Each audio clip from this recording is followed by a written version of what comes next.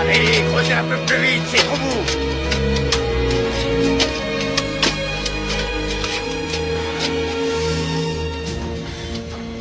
Travail!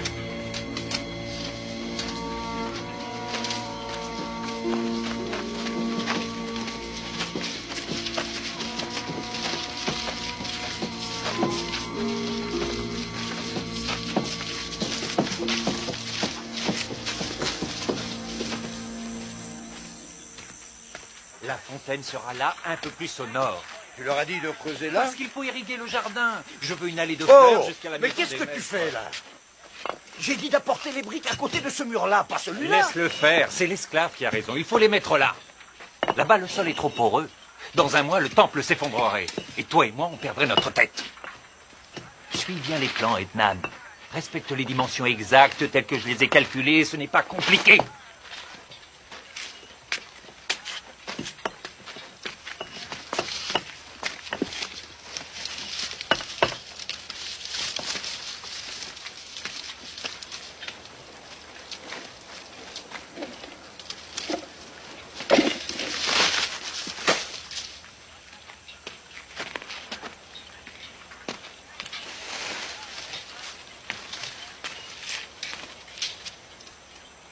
Quoi?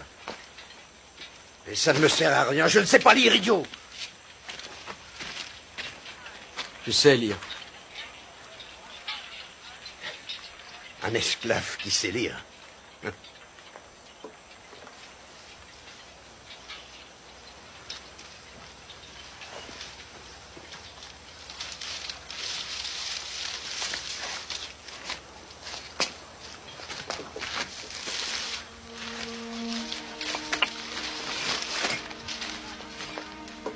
Selon le dessin, il faut commencer ici. Cet esclave, qui est-ce? Joseph le Sémite, maîtresse. Et il comprend les plans? Oui, maîtresse. Sa peau est marquée. Oui, c'est ça la vie d'un esclave, maîtresse. Son lot n'est pas différent de celui des autres. Ne t'en vante pas. Un bon contremaître verrait tout de suite qu'il n'est pas comme les autres.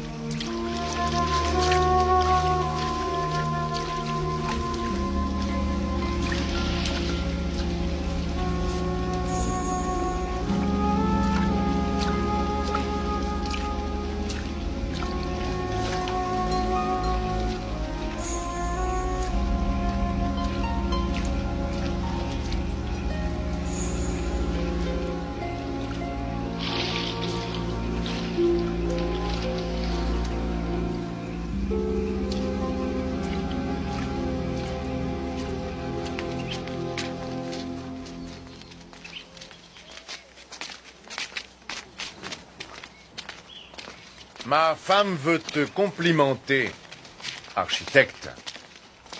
Ce jardin est d'une grande beauté. C'est une merveille. Merci, maîtresse. Je ne souhaite que te servir. Tu sers bien. Je désire te faire un cadeau. Qu'est-ce qui te ferait plaisir?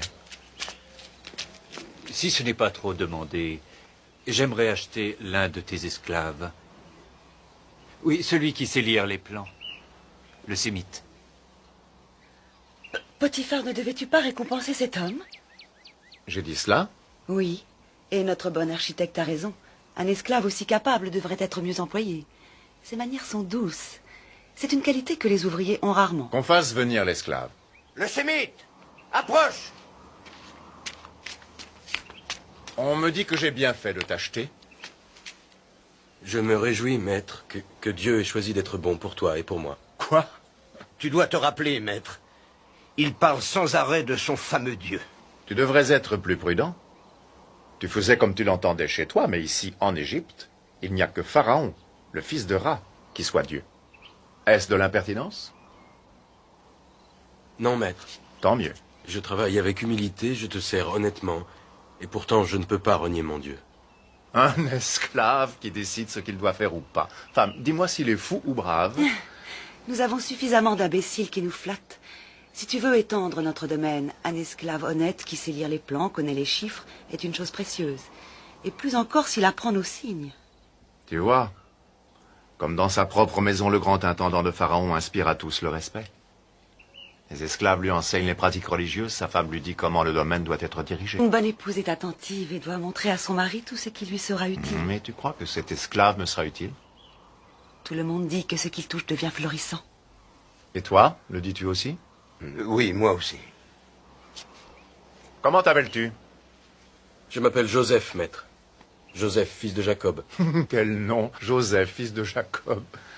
Est-ce que tu saurais mettre de l'ordre dans mon domaine si je te libère du travail des champs? Si je peux arrêter le travail des champs, maître, je saurai faire ce que tu veux. Alors c'est fait, je t'en libère. Nous verrons ce qui devient florissant dans tes mains ou dans celles de ton Dieu. Ah, tu devras choisir une autre récompense, architecte.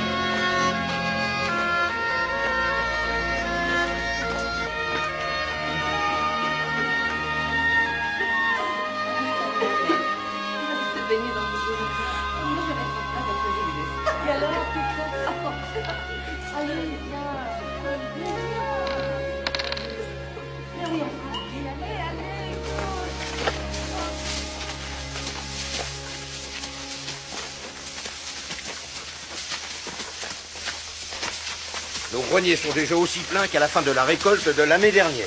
Et la moisson n'est pas terminée. Joseph, comment fais-tu? Ednan, ce n'est pas moi qui fais pousser l'orge. Qui alors? Potiphar le croit, lui. Pourquoi te donnerait-il des vêtements aussi riches, sinon? L'habit n'est rien, je suis toujours esclave.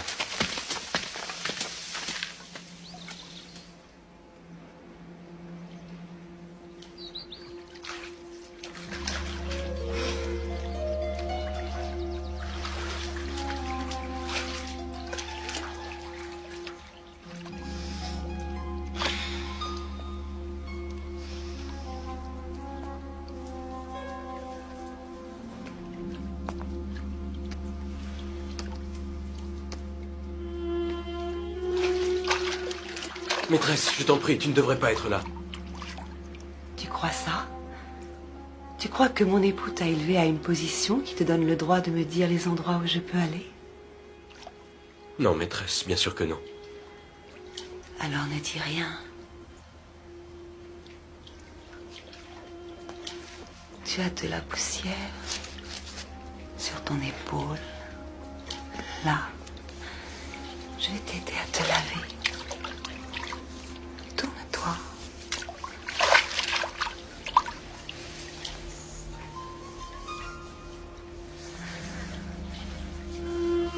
Quel grand travailleur. Tu as des muscles qui le prouvent. On m'a dit que la récolte d'orge est encore meilleure que celle de l'an dernier. Oui, maîtresse. Joseph le béni. Mon époux est convaincu que c'est ton Dieu qui multiplie nos richesses et que tu es la clé de tous nos désirs et de tous nos besoins. Mon Dieu pourvoit à mes besoins.